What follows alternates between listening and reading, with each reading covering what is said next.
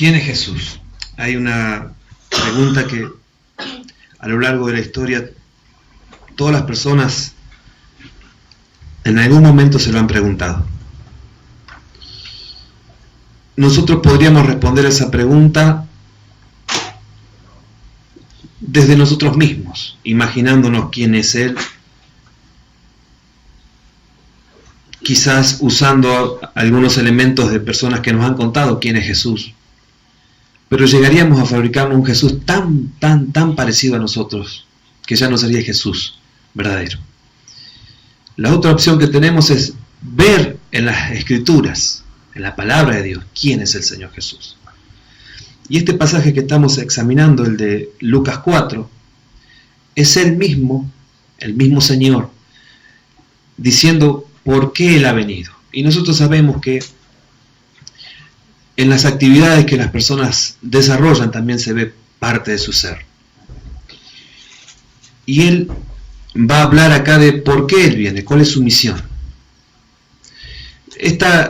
Lo que Él está citando es el libro del profeta Isaías, y ahí está condensado o resumido la razón de la venida del Mesías y las características, o sea, en la persona que realizara estos actos que están nombrados en Isaías, podrían los demás identificar al Mesías.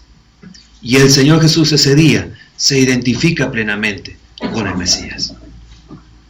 Esto es lo que dice Lucas 4, del versículo 16 al 21. Ustedes lo han leído muchas veces, ya lo leímos el domingo anterior, pero es muy bueno siempre volver a leerlo.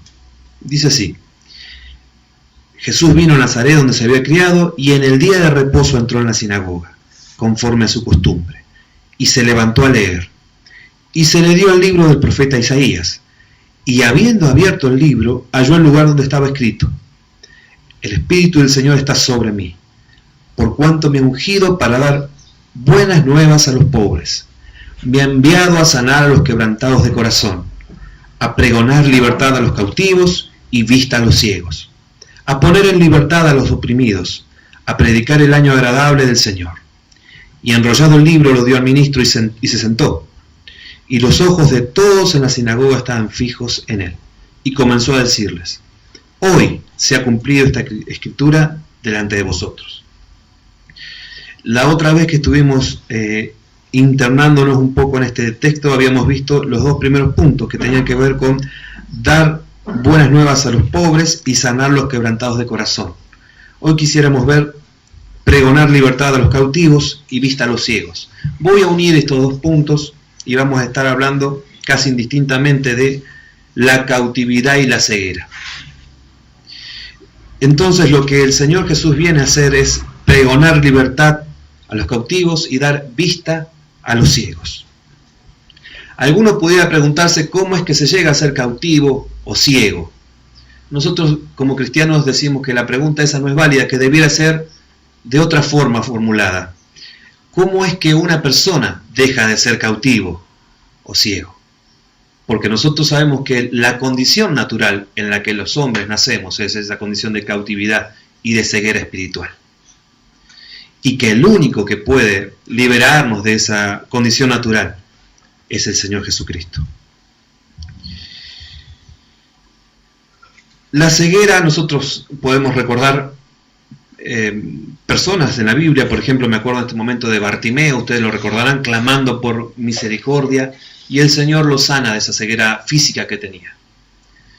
Pero menciona como ceguera peor todavía, más profunda, la ceguera espiritual en la que todos estamos.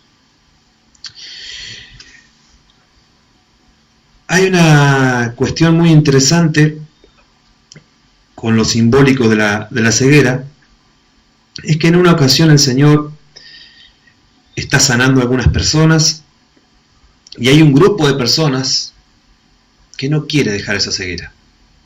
Es lo que nos enseña Juan 9, 39 y 41. Dijo Jesús: Para juicio he venido yo a este mundo, para que los que no ven, vean, y los que ven sean cegados. Entonces algunos de los fariseos que estaban con él, al oír esto, le dijeron: ¿Acaso nosotros también somos ciegos? Si fuerais ciegos, dijo Jesús, no tendrían pecado, mas ahora, porque decís, vemos, vuestro pecado permanece. Hay una condición para que nuestra ceguera sea quitada, es reconocer que la tenemos. Todo hombre que va al Señor Jesucristo clamando por su misericordia, como el Bartimeo clamó físicamente, ¿no? Pero nosotros clamando por la misericordia de Dios para que nuestros ojos espirituales sean abiertos. El Señor en misericordia va a abrir nuestros ojos y va a mostrarnos varias cosas que ahora vamos a examinar juntos. Fundamentalmente nuestro pecado, esa condición horrible en la que naturalmente vivimos y que sin la gracia del Señor no reconocemos en nosotros, no podemos darnos cuenta. Ninguno de nosotros puede dejar de ser ciego espiritual, ni tampoco puede ser libre de esa esclavitud si no es por el Señor. No hay otra manera. ¿De qué nos viene a liberar el Señor? ¿De cuál es la forma en la que Él nos da vista? ¿De qué cosas? Primeramente podríamos decir que de la incapacidad que tiene el ser humano para verlo directamente a Él. Hay dos textos que nos ayudan mucho a entender esto. El primero es el que se encuentra en Romanos. Si quieren buscarlo conmigo, lo hemos leído en alguna ocasión. Romanos 1, 19 al 25, dice así: porque lo que de Dios se conoce le es manifiesto, pues Dios se lo manifestó. Porque las cosas invisibles de Él, su eterno poder y deidad, se hacen claramente visibles desde la creación del mundo, siendo entendidas por medio de las cosas hechas, de modo que no tienen excusas. Pues habiendo conocido a Dios, no le glorificaron como a Dios, ni le dieron gracias, sino que se envanecieron en sus razonamientos y su necio corazón fue entenebrecido. Profesando ser sabios, se hicieron necios, y cambiaron la gloria del Dios incorruptible en semejanza de imagen de hombre corruptible, de aves, de cuadrúpedos y de reptiles. Por lo cual también Dios los entregó a la inmundicia en la concupiscencia de sus corazones, de modo que deshonraron entre sí sus propios cuerpos, ya que cambiaron la verdad de Dios por la mentira, honrando y dando culto a las criaturas antes que al Creador, el cual es bendito por los siglos. Algunos teólogos han encontrado acá el origen de las religiones, o el origen de la religión podríamos hablar. Hay un apercibimiento, una especie de, en esa ceguera tan profunda. Alguien ha dicho alguna vez que, al menos referido a la ceguera física, no existe tal cosa como una ceguera absoluta. Hay como un amarillo de fondo. Así como una especie de luz que se vislumbra, pero que no está nada claro. No hay nada claro. De alguna forma el hombre también tiene ese tipo de ceguera, el hombre natural hablo, ¿no? No puede percibir directamente a Dios, pero a través de las cosas creadas puede percibir que hay un creador. Pero no sabe quién es todavía. No puede responder a esa primera pregunta que nosotros hicimos: ¿quién es Jesús? ¿O quién puede salvarme? No hay forma de que la responda todavía. Intuye que hay un creador, que alguien hizo todo esto. Entonces empieza a buscar ponerle una cara a ese Dios. ¿Y qué características tendrá?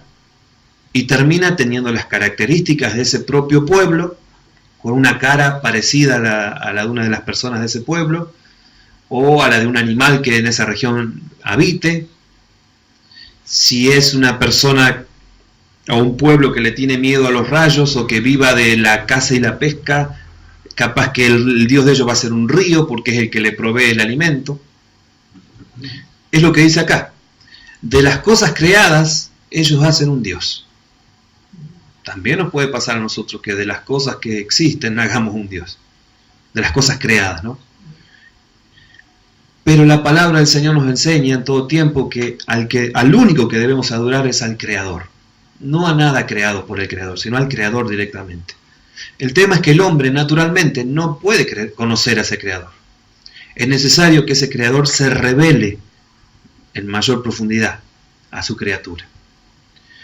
¿Qué impide que el hombre conozca a su Creador? El pecado. Porque en su origen, Adán y Eva, nuestros padres, estaban en un contacto directo con Dios. El pecado arruinó toda esa comunicación, destruyó ese lazo de amor profundo. No de parte de Dios. Dios siguió amándonos. La prueba es que tanto amó que dio a su Hijo. Hoy estamos recordando el hecho más concreto de su amor, ¿no? También la cruz es un hecho concreto de su amor, ¿no? Pero al menos el primero, el que da inicio a la vida física del Señor sobre esta tierra.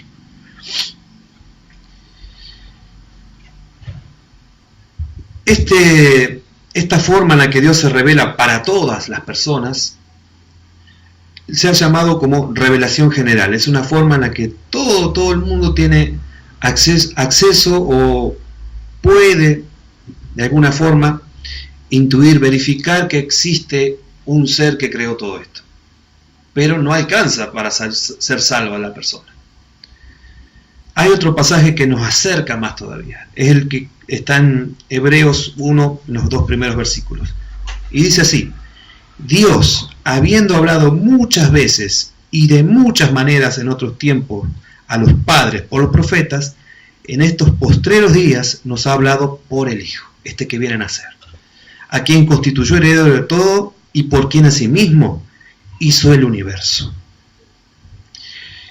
¿Quién es Jesús en principio? Alguien que nos libra de andar por caminos equivocados para encontrarnos con Dios. Es lo que nos enseña Juan 14:6. Jesús les dijo: yo soy el camino, la verdad y la vida, y nadie viene al Padre sino por mí. En principio podemos decir eso. ¿Quién es Jesús? Aquel que directamente nos muestra al Padre, nos enseña quién es el Padre, nos revela al Padre, nos descubre al Padre, y todos los sinónimos que quiera. ¿De qué otra cosa va a liberarnos, va a abrir nuestros ojos el Señor Jesucristo?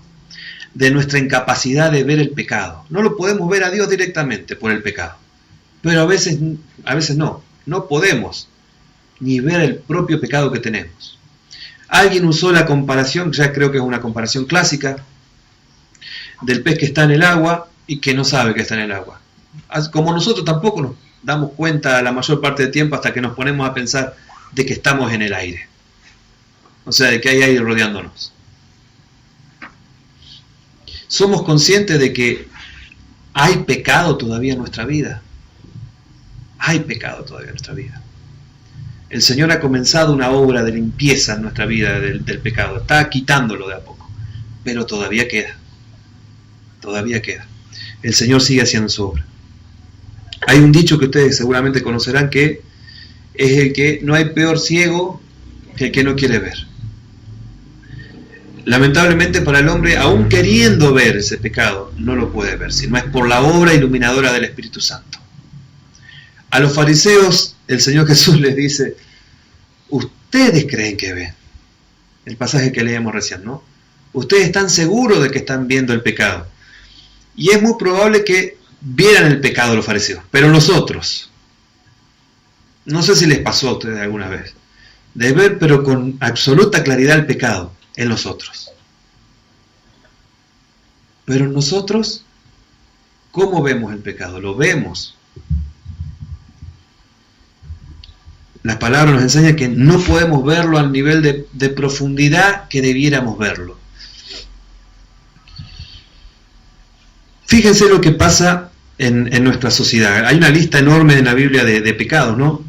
Por ejemplo, está el pecado de la ambición, del engaño, del orgullo, un montón más, ¿no?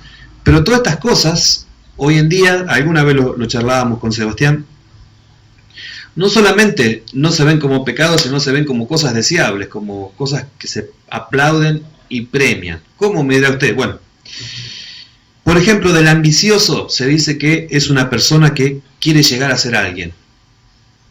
Por eso pisó cabezas y llegó al puesto en el que está. Es una actitud horrible y es pecaminosa. Pero el resto de la sociedad no comparte con nosotros que eso sea pecado. Es alguien que está luchando por llegar a ser alguien. Con lo que estamos viendo es que se puede disfrazar el pecado de 1000 maneras. Y el hombre no va a reconocer que eso es pecado. Otro ejemplo, por ejemplo.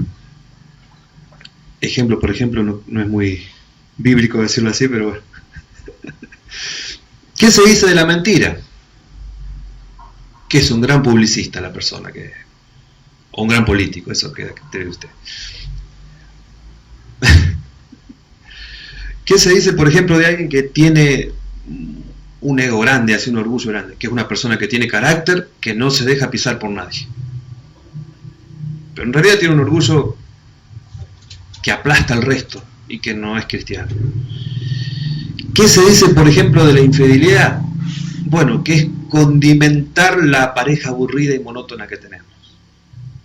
Es agregarle como toques así. Algunas personas piensan eso. La Biblia condena como infidelidad eso. ¿Qué se dice de la borrachera, por ejemplo? Ahora que en estos días, lamentablemente, vamos a ver un par. Que eso es vivir la vida. Que eso es disfrutarla a pleno. Bueno, eso es lo que nos está predicando la sociedad todo el tiempo. Si nosotros vamos a la palabra de Dios, encontramos que toda esa cosa es pecado. Todos esos elementos que mencioné, esas conductas que vimos son el resultado del pecado en las vidas.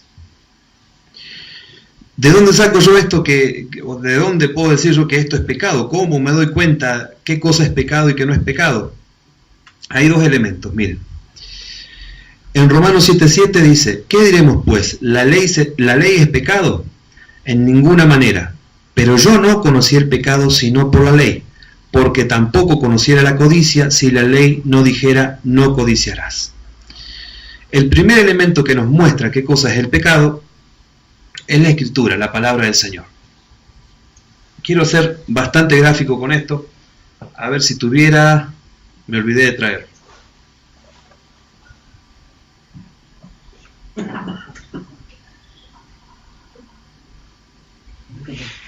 Lo voy a hacer con esto, así ustedes se van a acordar siempre. Imagínense que esto debe tener, bueno, acá quizás sea 1 metro, ¿no?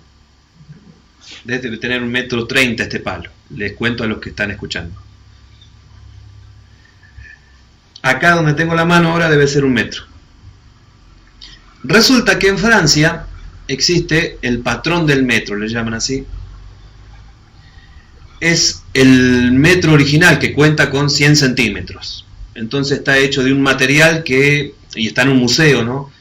Este material supuestamente nunca se va a corromper y siempre va a ser 1 metro. Es decir, que si de alguna manera pasara una cosa mundial que se perdieran todas las cintas de medir y todos los metros del mundo y todos los sistemas que tengamos, podemos volver a ese que está allá en Francia. Tomamos la medida de ese y todo lo que mida exactamente que ese patrón del metro que está en Francia es 1 metro. Y lo que mida de más es más y lo que mida de menos es menos. Pero todo lo que mide igual que ese es 1 metro. Así es la palabra de Dios, hermanos. Lo que ella llama, nosotros no determinamos qué es bueno y qué es malo. Es la palabra de Dios, la norma, la forma en la que nosotros sabemos que algo es bueno y malo. Lo que coincida con lo que la palabra de Dios dice que es bueno. Lo que no coincide con lo que la palabra de Dios dice que es bueno, es malo. No tiene ninguna otra explicación que eso. Hasta ahí, ¿es eso o no es eso? Ahí no hay grises. En otros aspectos de libertad cristiana podemos encontrar algún gris, quizás. Pero en cuanto a qué es bueno y qué es malo, no hay grises. Es lo bueno o lo malo. Entonces, de esa forma es que la palabra de Dios, y en la propia palabra de Dios se la menciona como una vara, en ese sentido como el que mostré recién, ¿no? Comparando cómo nosotros vivimos con la palabra de Dios y analizamos esto que estoy haciendo, ¿es bueno o es malo? La palabra de Dios me dice si eso es bueno o es malo. Después me puede pasar como estos fariseos, ¿no? Que aún sabiendo que no estoy haciendo lo bueno, sigo insistiendo. Ya es más pecado todavía eso. La persona que nos muestra y nos alerta todo el tiempo es la persona del Espíritu Santo cuando nosotros estamos desviándonos y el pecado, estamos entrando en contacto con el pecado de una forma... Bueno, nunca se entra en contacto bueno con el pecado, ¿no? Dice así Juan 16, 7 al 11. Pero yo os digo la verdad, os conviene que yo me vaya, porque si no me fuere, el Consolador no vendría a vosotros, mas si me fuere, os lo enviaré. Y cuando Él venga, fíjense lo que hará. Convencerá al mundo de pecado, de justicia y de juicio. De pecado por cuanto no creen en mí, de justicia por cuanto voy al Padre y no me veréis más, y de juicio por cuanto el príncipe de este mundo ha sido ya juzgado. La persona que produce convicción verdadera en nosotros de que hay pecado, y la fuerza también para luchar contra ese pecado, es el Espíritu Santo. ¿Qué es convicción de pecado? Yo quisiera decirles rápidamente qué no es la convicción de pecado. La convicción de pecado no es una conciencia culpable o sentimiento de vergüenza ante el pecado, no es un remordimiento solamente ante el pecado, no es eso. No es solamente el sentimiento de temor o el presentimiento de que Dios me va a castigar, no es eso. No es tampoco simplemente hacer esto que hacemos nosotros, conocer qué es bueno y qué es malo, no alcanza. El diablo sabe qué es bueno y qué es malo, pero le encanta, ama hacer lo malo. El remordimiento, por ejemplo, es lo que la palabra nos enseña que tuvo Judas después de haber entregado al Señor y se dio cuenta de que había obrado mal. Pero no hay arrepentimiento, no hay un volverse realmente al Señor. Verdaderamente, ¿qué es la convicción del pecado? Es darse cuenta que está equivocado uno, que está haciendo lo opuesto a la voluntad de Dios. Pero es volverse a Dios. Lo anoté para poder acordarme bien, es comenzar a experimentar una total repugnancia por el pecado. Es también tomar conciencia de la magnitud del poder destructivo que tiene el pecado en nuestras vidas, en nuestras relaciones, en todas las relaciones que nosotros tenemos. El pecado, hermanos, las destruye, a todas. Primero con Dios, pero todas las relaciones que nosotros queramos establecer, el pecado las aniquila. Es también el reconocimiento de que por ser pecadores merecemos el justo juicio de Dios. Acuérdense Isaías. Está ante la presencia de Dios y ¿qué le nace a él? ¿Qué le nace? Creerse, yo estoy en la presencia de Dios y el resto no. Entonces yo soy importante. No le nace eso, hermano. Ante la presencia de Dios su pecado es expuesto. De una forma, y estamos hablando que Dios se presentó a esta persona porque vio en él un corazón que le buscaba, le deseaba. No era un terrible pecador con toda la gana de pecar. Era una persona que estaba en comunión con Dios y aún esa persona tenía pecaminosidad todavía en su vida. Pudo verla cuando estuvo frente a la luz de Dios. En ese momento sus ojos espirituales fueron abiertos como nunca antes. Seguramente él vivía orando para limpiar su pecado, para que el Señor limpiara su pecado. Pero en ese momento de cercanía con Dios, pudo ver más claro que nunca el pecado. Y eso le produjo un sentido de rechazo profundo contra el pecado.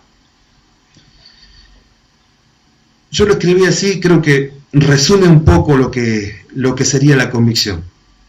Es un grito desesperado clamando por auxilio al Padre, en el nombre del Hijo, y que el Espíritu Santo nos ayuda a hacer. Ni aún nosotros lo hacemos completo, el Espíritu Santo nos ayuda a hacer. Es un pedido de auxilio así, desesperado al Padre.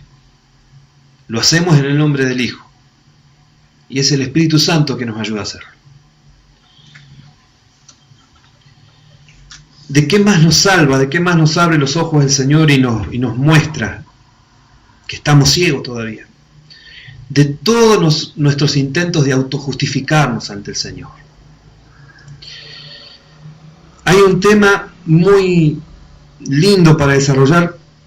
Voy a darle inicio, no lo voy a terminar de ver, pero creo que es algo que tenemos que trabajar en nuestras vidas y que saber en profundidad. El hermano Piper lo trabaja mucho, es saber que el cristianismo no es sinónimo de moralidad, por ejemplo. ¿Qué quiero decir con esto? Se lo voy a explicar con un ejemplo que creo que es bastante ilustrativo, salvando algunas distancias y aunque no es una analogía perfecta, creo que ilustra bastante. Las religiones van a ser lo siguiente: imaginémonos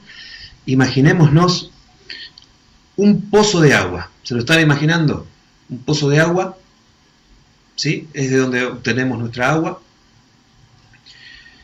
Resulta que el pozo está con agua envenenada. ¿Qué haría comparándolo, qué haría la religión? Bueno, diría, no, está envenenado, vamos a cambiar el vaso con el cual nos servimos del agua, ¿sí? Vamos a servirnos con este otro cántaro y las cosas van a cambiar. Cambiemos lo externo, le vamos a cambiar el aljibecito ese donde nos apoyamos para sacar el agua, lo vamos a pintar más lindo, le vamos a arreglarlo, lo vamos a revocar, va a quedar más vistoso, va a quedar mucho más lindo. Eso hace la religión, enmascara lo externo. Pero el agua, les pregunto yo, ¿sigue siendo envenenada? ¿Se puede tomar esa agua? Cambió solamente o en lo que nos servimos esa agua o lo que la contiene, pero el agua no cambió. El cristianismo propone primero que el agua esa sea quitada, toda, y se le ponga el agua de vida, que solo el Señor provee. Resulta que ninguno de nosotros podemos tocar esa agua porque nos mataría, es tóxica. Pero el Señor sí puede. El Señor hace eso. Todos los intentos de las religiones intentan cambiar la conducta del hombre para que eso, el portarse bien o el llegar a ser una buena persona, sirva para que Dios lo mire con agrado a esa persona y entonces lo salve. Y en realidad, ¿qué propone el Señor Jesucristo? Cambiar la naturaleza interna de cada uno de nosotros, cambiarlo de adentro. Y yo les aseguro que si cambia lo de adentro, de a poco también va a ir cambiando lo de afuera. Lo otro es al revés, y no cambia lo de adentro. Es como, alguna vez lo dimos al ejemplo, pero había muchos hermanos que no estaban, ¿no? Tenemos una planta a la que se le caen los frutos y nosotros agarramos el mejor cinté que consigamos y le pegamos las naranjas, le pegamos las frutas a esa planta, ¿no? ¿Va a seguir viva esa planta o va a seguir muerta? O sea, las frutas esas no están pegadas a la planta esa no tiene vida, no hay fruto. No hay forma de que esa planta cobre vida porque le pegamos frutos así, porque le pongamos adornos. Podemos adornar nuestra vida con toda la religión que queramos, con todas las cosas que queramos, pero hasta que no cambie internamente por la obra del Espíritu Santo nuestras vidas, no hay cristianismo en nuestras vidas. Este niño que viene a nacer no nació todavía en nosotros. Solo el contacto profundo con Dios cambia nuestra vida.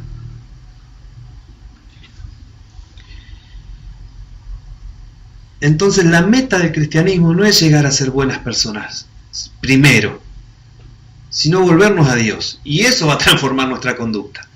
Había un hermano que se llamaba Tyndale. Él fue conocido como uno de los puritanos ingleses.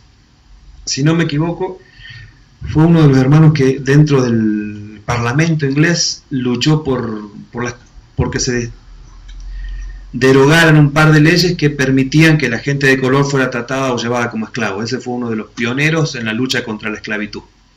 Fue un cristiano. Él decía lo siguiente, hablando de toda esta cuestión, ¿no? de qué pasa cuando nuestro cristianismo se transforma solo en autojustificación, en moralidad. Cuando las cosas se hacen por un deber moral. Y él pensaba esto: no deseamos ni estar, ni vivir entre personas que son limpias, honestas y amables. Fíjense que no está diciendo personas corruptas ni malas personas, no. No deseamos vivir entre personas que son limpias, honestas y amables por un deber moral. ¿Qué quiere decir esto? Queremos estar juntos con personas que disfrutan siendo limpias, honestas y amable. Y acá explica la diferencia. La menor sospecha de que lo que parece un acto de amistad espontánea, o de amor, o de generosidad, está siendo hecho por un deber moral, inmediatamente lo envenena, dice él. O sea, si yo me mostrara como el mejor amigo de ustedes, y ustedes descubrieran que yo lo hago porque tengo miedo que si no Dios me castigaría, pero no porque yo siento amor por la persona, o amistad, o de darle, ahí estoy guiándome solamente por la moralidad, por lo externo. El Señor quiere librarnos también de eso, porque en la época del Señor Jesús estaba lleno. Y lo peor es que ellos creían que esa actitud ellos daban los diezmos, los fariseos, estudiaban la Escritura, hacían muchas cosas que creían que eran buenas, y no eran malas realmente. Pero creían que esas cosas son las que validaban su acercamiento a Dios, las que les posibilitaban estar cerca de Dios. Y el Señor Jesús se pelea, pero horriblemente, con este tipo de actitudes. Actitud que, por cierto, les digo, nunca se terminó de ir de la iglesia. Y que si examinamos nosotros nuestras vidas, vamos a toparnos con algunas de estas actitudes. Les vuelvo a leer esto. La menor sospecha de que lo que parece un acto de amistad espontáneo o generoso fue hecho por un deber moral, inmediatamente lo invalida, lo envenena.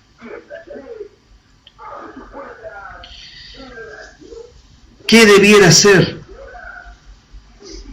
Entonces, debiera ser un resultado, no empezar desde ahí, sino que debiera ser el resultado. El que yo ame a mi hermano y quiera estar con él. No empezar desde ahí porque si no Dios me va a juzgar, me va a no sé qué. No es por un deber moral que yo tengo que hacer de darle al que necesita. O sea, si Dios no pone ese amor en mí, no hay otra forma en la que yo me lo invente. Y es hueco si no está Dios dándome eso. ¿Cómo nos libera el Señor Jesús? Y este versículo me gustaría que ustedes lo anoten para meditarlo porque es impresionante. Después se lo puedo mandar al que quiera, pero es para meditarlo mucho porque es profundísimo. Esto está, y me gustaría que lo podamos leer, en Tito 3, del 3 al 7. Esto encierra el trabajo, la interacción de las tres personas de la Trinidad. ¿Cómo operan ellas para salvarnos? ¿Cómo nos salva Dios? ¿Cómo nos libera Dios? ¿Cómo abre nuestros ojos? ¿Cómo nos despierta a que somos cautivos y nos da libertad? Esto dice Tito 3, del 3 al 7. Porque nosotros también éramos en otros tiempos insensatos, rebeldes, extraviados, esclavos de concupiscencias y deleites diversos, viviendo en malicia y envidia, aborrecibles y aborreciéndonos unos a otros. Pero cuando se manifestó la bondad de Dios nuestro Salvador y su amor para con los hombres, nos salvó, no por obras de justicia que nosotros hubiéramos hecho, sino por su misericordia, por el lavamiento de la regeneración y por la renovación en el Espíritu Santo, el cual derramó en nosotros abundantemente por Jesucristo nuestro Salvador, para que, justificados por su gracia, viniésemos a ser herederos conforme a la esperanza de la vida eterna. Yo armé una especie de paráfrasis muy chiquita, donde simplemente puse las frases en un orden que me pareció un poquito más claro para nosotros hoy en día, pero que contiene los mismos elementos, y quisiera leerles ese para, creo que aclara un poquito todo el pasaje. Dios Padre, en su increíble amor y bondad manifiesta, nos salva por misericordia, justificándonos por su gracia y no por nuestras obras. Por Jesucristo, quien es nuestro Salvador. Por Él es que el Padre ha derramado el Espíritu Santo en nosotros en forma abundante. Y el Espíritu Santo nos ha regenerado y nos mantiene en una constante renovación. Justificados por esa gracia, ahora somos herederos de la vida eterna. Esta es la obra que el Señor continúa haciendo. Dios en su amor da al Hijo, el Hijo da al Espíritu Santo. ¿Quién es Jesús? Es el camino al Padre. Es nuestra esperanza de vida. Es nuestro Salvador. ¿Quién es Jesús? Es el que vino a dar libertad a los cautivos, a los ciegos, de los cuales yo digo soy el primero. Y aquellos que no se crean, que no reconozcan su ceguera, que no reconozcan que están cautivos sin el Señor, van a permanecer así. Ese será su castigo, permanecer en esa ceguera, permanecer en esa oscuridad. En cambio, aquellos que reconocemos nuestra ceguera, aquel que es la luz del mundo, va a iluminarnos. Va a mostrarnos estos tres elementos que nosotros vimos. Nos va a mostrar al Padre. El Padre, cuando estemos frente a Él, va a mostrarnos nuestra pecaminosidad, nuestra imposibilidad de salvarnos. Pero va a mostrarnos al Hijo, que sí puede salvarnos. Y el Hijo va a darnos el Espíritu Santo. Y el Padre, el Hijo y el Espíritu Santo nos salvan. Señor, queremos darte enormes gracias por lo impresionante que eres, Señor, cómo te has revelado en nuestra vida, Señor. Cómo de no buscarte, no desearte, no quererte, nos has llamado, Señor. Nos has dado fe, nos has movido al arrepentimiento. Has pasado nuestras vidas muertas, Señor, a la vida. Has puesto un nuevo corazón que ahora te anhela, Señor. Que ahora quiere más de vos, Señor. Que al estar ante tu presencia reconoce que aún es ciego en muchas áreas y que necesita de tu luz aún más. Que reconoce el pecado que aún habita en nosotros. Que reconoce y desea que la obra de tu Santo Espíritu siga transformándolo, Padre. Señor, cuánto quisiéramos ya, Padre, no ver más en nuestras vidas pecado. Y realmente cuando parece que no hay pecado, en tu misericordia nos mostrás más fino, más chico, y aparece nuevamente, Señor. Gracias, Señor, porque a través de tu palabra y de la obra del Espíritu Santo podemos seguir viendo el pecado. Y por tu gracia, Señor, y por tu ayuda, quitarlo cada día, Señor. Luchar, resistir ante Él, Señor. Ayúdanos a crecer en este proceso de la santificación, Señor. No es fácil. Hay que tomar la cruz, Señor, cada instante. Pero ayúdanos, Señor. Que nuestras fuerzas no decaigan en este año que comienza pronto, Señor. Que nuestra lucha contra el pecado cada vez sea mayor, Señor, y más clara. Y que apunte más a tomar de tus fuerzas y a depender menos de nosotros, Señor. Que se sujete más a tu voluntad. Que confíe más en tu gracia, Señor. Que se arrepienta más fácil y que descubra con mayor claridad todo lo que es pecaminoso y todo lo que nos arrastra al pecado, Señor. Que con tu luz, Señor, podamos combatir toda ceguera. Que con tu libertad, Señor, que nos provee vos, Señor, que sos la verdad, luchemos contra todo lo que quiera esclavizarnos, Señor. Padre, rogamos tu bendición sobre nuestras vidas y sea en el punto que nos encontremos de nuestro crecimiento espiritual, que ese crecimiento no se detenga, Señor. Que continuemos con fuerzas renovadas que provengan de vos, Señor, avanzando hacia vos, Señor. Te damos gracias. Centramos nuestras vidas en vos, Señor, y te glorificamos, Padre. Amén.